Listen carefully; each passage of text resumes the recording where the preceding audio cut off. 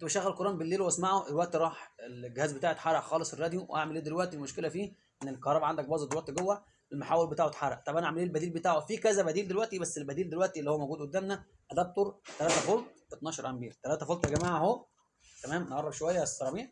3 فولت 3 فولت 12 امبير. طيب هو دلوقتي اللي اشتغل عليه، هو ده اللي اشتغل عليه ان شاء الله الرحمن.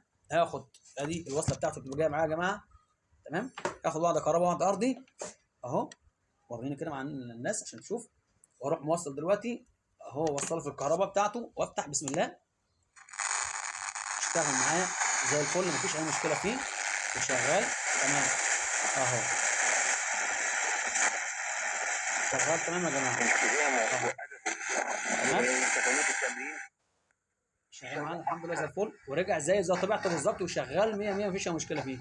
طيب دلوقتي هيبقى مكلف، هيبقى مكلف مش كتير قوي، بس احسن مني يعني الحاجه بتاعتي اللي جايبها دلوقتي سهله جدا. التعديل ده يا جماعه مش اي حد يقول لك التعديل ده، هو حد يعني هيفكرك بالقصه دي هقول لك ارمي وهات واحد جديد.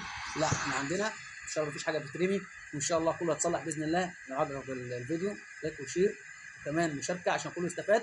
نصلي على النبي.